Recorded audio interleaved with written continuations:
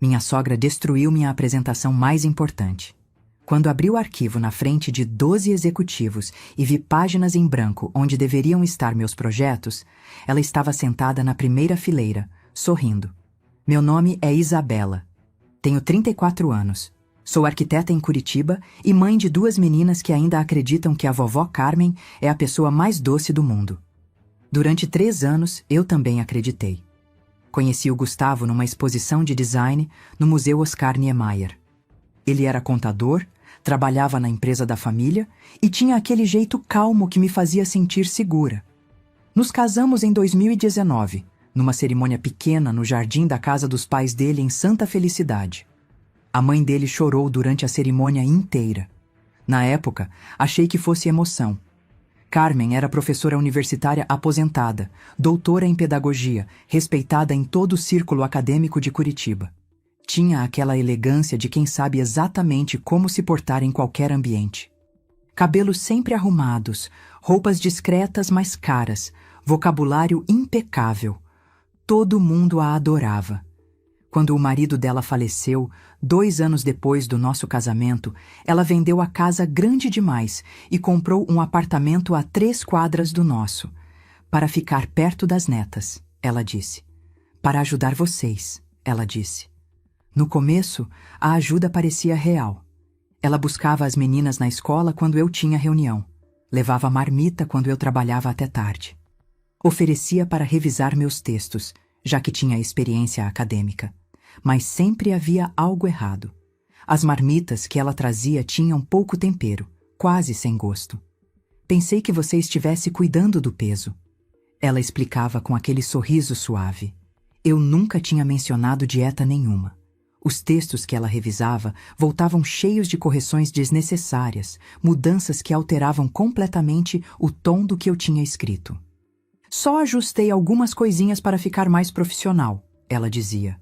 Quando eu recebia elogios no trabalho, ela comentava: que bom que estão reconhecendo o seu esforço, mesmo você não tendo tanto tempo para se dedicar por causa das crianças. Gustavo nunca percebia, ou não queria perceber. Ela perdeu o pai das meninas há pouco tempo, ele dizia. Está tentando se sentir útil, você sabe como ela te admira. Admiração, era assim que ele chamava. O primeiro incidente sério aconteceu quando fui indicada para um prêmio regional de arquitetura sustentável. Era um projeto de escola pública em Colombo que eu tinha desenvolvido do zero, com sistema de captação de água da chuva e iluminação natural. Estava orgulhosa daquele trabalho. Carmen se ofereceu para ajudar com a apresentação. Tenho experiência com bancas, ela disse. Posso dar umas dicas. Passei os arquivos para ela por e-mail. Na véspera da apresentação, quando abri para fazer a revisão final, metade das imagens estava com resolução baixíssima, pixeladas, impossíveis de projetar. O texto tinha erros de português que eu jamais cometeria.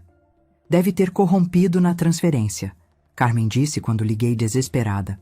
Tecnologia é assim mesmo. Você tem o backup original, não tem? Eu tinha, graças a Deus. Passei a noite inteira refazendo tudo. Não ganhei o prêmio. O júri comentou que minha apresentação pareceu apressada, pouco polida. Contei para o Gustavo. Ele franziu a testa. Ela tentou ajudar Isabela. Não é culpa dela se o arquivo corrompeu. Você está sendo injusta. Engoli a raiva. Talvez ele tivesse razão. Talvez eu estivesse vendo maldade onde só havia azar. 3 meses depois, aconteceu de novo. O escritório onde eu trabalhava estava concorrendo a um projeto grande, a reforma de um centro cultural em São José dos Pinhais. A apresentação final seria para os executivos da construtora e representantes da prefeitura. Se ganhássemos, seria o maior contrato da história do escritório. E eu era a arquiteta responsável pelo projeto. Carmen apareceu no meu aniversário, 2 semanas antes da apresentação.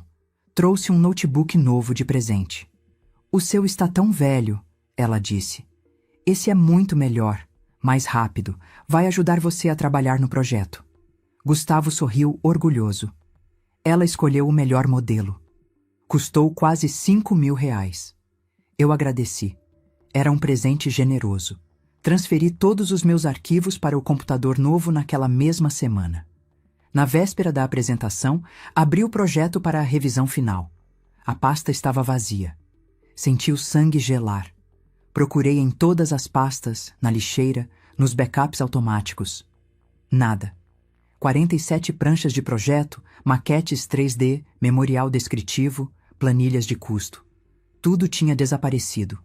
Liguei para a Carmen às 11 da noite, em pânico. Meu Deus, que horror! Ela disse. Deve ser vírus. Esses computadores novos às vezes vêm com problema de fábrica. Você não salvou em outro lugar? Eu tinha, no computador antigo. Mas quando fui ligar, ele não funcionava mais. A bateria tinha estufado, provavelmente por ter ficado ligado na tomada sem eu perceber. Passei a noite inteira tentando recuperar os arquivos. Consegui uns 40%, o suficiente para não fazer vergonha completa, mas longe do que eu tinha preparado. Perdemos o contrato. Meu chefe não disse nada diretamente, mas o olhar dele dizia tudo. A promoção que estava praticamente certa foi para outro arquiteto. Eu continuei no mesmo cargo, no mesmo salário, engolindo a humilhação. Naquela noite, quando contei para o Gustavo, ele esfregou os olhos. Isabela, eu entendo que você está frustrada, mas não pode culpar minha mãe por problema técnico. Ela te deu o computador de presente.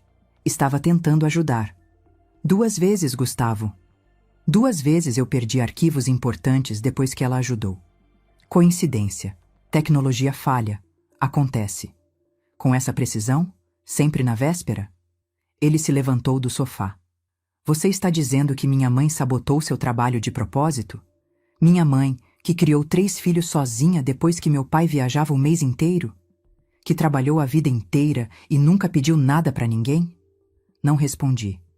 Ele foi dormir no sofá naquela noite. No dia seguinte, liguei para minha irmã.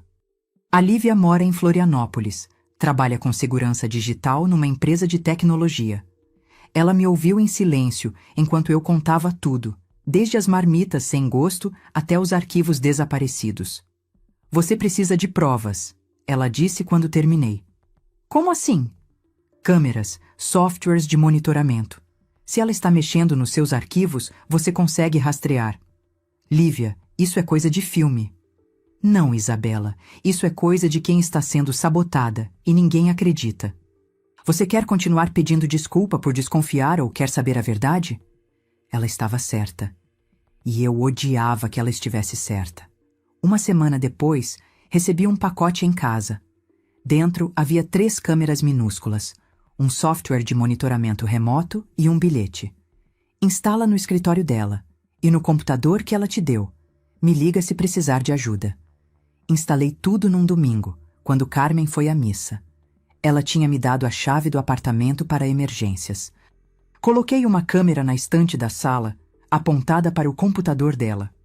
Outra no corredor, de frente para a porta. A terceira, no meu próprio escritório em casa, escondida entre os livros. No notebook que ela me deu, instalei um programa que registrava tudo que era digitado e todos os acessos remotos. Voltei para casa tremendo, não de medo, de antecipação. 2 semanas depois, surgiu a oportunidade que eu esperava. Meu escritório foi convidado para participar de uma concorrência para um projeto de shopping center em Pinhais. O maior da minha carreira. 40 milhões de reais em orçamento. Meu chefe me colocou como líder do projeto. Contei para a família num almoço de domingo. Carmen sorriu radiante. Que maravilha, querida. Dessa vez vai dar certo, eu tenho certeza. Dessa vez.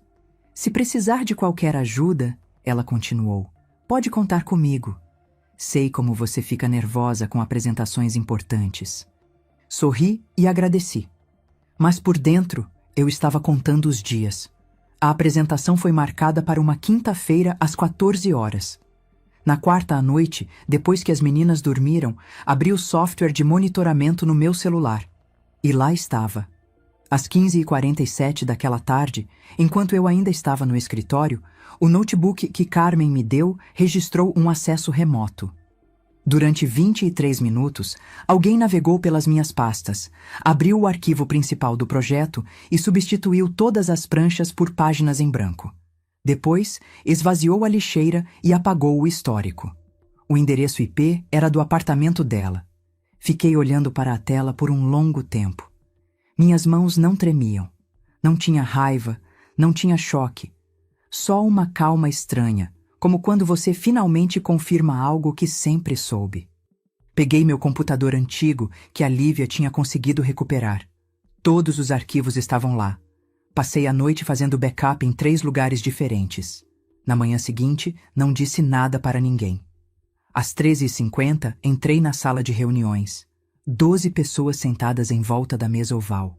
Executivos da construtora, representantes da prefeitura, meu chefe, 2 colegas de escritório e, na primeira fileira, Carmen.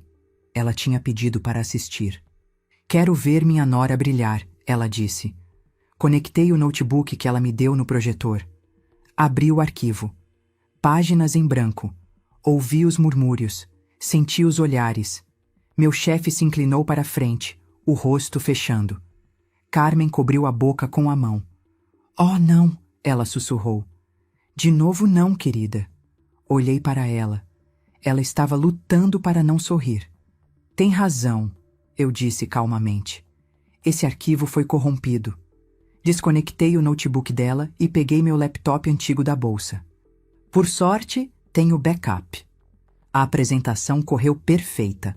Cada prancha, cada detalhe, cada número no lugar certo. Quando terminei, os executivos aplaudiram. Meu chefe estava com os olhos brilhando. Carmen estava branca. Depois da reunião, meu chefe me chamou no corredor. Isabela, foi impecável. Vocês são finalistas. A resposta sai na próxima semana. Agradeci. Esperei ele se afastar. Então me virei para Carmen, que ainda estava sentada na sala vazia. Funcionou melhor no computador antigo, eu disse. Estranho, né? Ela não respondeu. Naquela noite, convoquei uma reunião de família. Gustavo, as meninas que ficaram no quarto assistindo o filme, e Carmen, que chegou com uma garrafa de vinho e um sorriso nervoso. Quero mostrar uma coisa para vocês, eu disse. Abri o notebook no vídeo que a câmera do apartamento dela tinha gravado. Na tela, Carmen aparecia sentada em frente ao computador. Ela digitava algo, esperava, navegava por pastas. O rosto dela estava concentrado, metódico. E então ela sorriu. Um sorriso pequeno, satisfeito, enquanto selecionava arquivos e os apagava um por um. A Carmen real, a que estava sentada no meu sofá, ficou rígida. Isso é absurdo, ela disse. Você está me filmando? Estou documentando sabotagem. Gustavo olhava da tela para a mãe. Mãe, o que é isso? Ela editou esse vídeo. Você sabe como essas coisas são fáceis de falsificar hoje em dia. Abri o segundo arquivo. O registro do software de monitoramento. Cada tecla digitada, cada arquivo aberto, o endereço IP, a data, a hora. Tudo documentado. Isso também é editado? Perguntei. Carmen se levantou. Gustavo, você não vai deixar ela me acusar assim. Sou sua mãe. Gustavo não olhou para ela. Ele estava lendo os registros, linha por linha. Você destruiu o projeto dela, ele disse. A voz estava estranha, rouca. De propósito. Eu estava tentando proteger você. Ela não é boa o suficiente para você, nunca foi. Uma arquiteta qualquer, sem família importante, sem nada. Você merecia... Eu merecia uma mãe que não tentasse destruir minha esposa. Carmen recuou como se tivesse levado um tapa. Você está escolhendo ela? Depois de tudo que eu fiz por você? Gustavo finalmente olhou para ela. Vai embora, mãe. Ela não foi. Não naquela noite. Ficou gritando, chorando, acusando. Disse que eu tinha envenenado ele contra ela. Que eu era manipuladora. Que ela ia ligar para os irmãos dele e contar tudo. Liguei para a polícia. O delegado assistiu aos vídeos com a testa franzida. Isso configura dano moral e material, ele disse. A senhora pode processar. E eu processei. O caso levou 8 meses. Carmen contratou advogado, negou tudo, disse que os vídeos eram montagem, que eu tinha invadido a privacidade dela, que ela era uma senhora idosa sendo perseguida pela nora. Mas as provas eram claras demais. Ela foi condenada a pagar R$ 92 mil em indenização por danos morais e materiais. O juiz ainda registrou que o comportamento dela configurava assédio familiar sistemático. A notícia correu pelos círculos acadêmicos de Curitiba. A doutora Carmen, a professora respeitada, condenada por sabotar a carreira da própria nora. Os irmãos do Gustavo pararam de falar com ela. Ela vendeu o apartamento e se mudou para Paranaguá, para um conjugado perto da praia. 3 meses depois da sentença, meu telefone tocou. Número desconhecido. Isabela. A voz da Carmen estava fraca, arrastada. Por favor, me escuta. Eu não respondi. Eu perdi tudo. O apartamento, o dinheiro, a família. Os vizinhos me olham na rua. Não consigo comprar remédio. Não tenho como pagar o aluguel do mês que vem. Silêncio. Você é mãe. Ela continuou, a voz quebrando. Você sabe o que é amar um filho. Tudo o que eu fiz foi por amor. Eu não queria perdê-lo. Não queria que você... Não quisesse que eu o quê? Interrompi. Que você o levasse embora de mim. Respirei fundo. Eu nunca tentei levá-lo embora, Carmen. Eu só queria que ele me visse. Ela começou a chorar. Me ajuda, por favor. Eu estou sozinha. Eu não tenho mais ninguém. Olhei pela janela. As meninas estavam no quintal com o Gustavo, enchendo balões de água. Riam tanto que eu conseguia ouvir daqui de dentro. A senhora queria que eu desaparecesse, eu disse. Queria que eu desistisse. Queria me destruir. Eu sei. Eu errei. Me perdoa.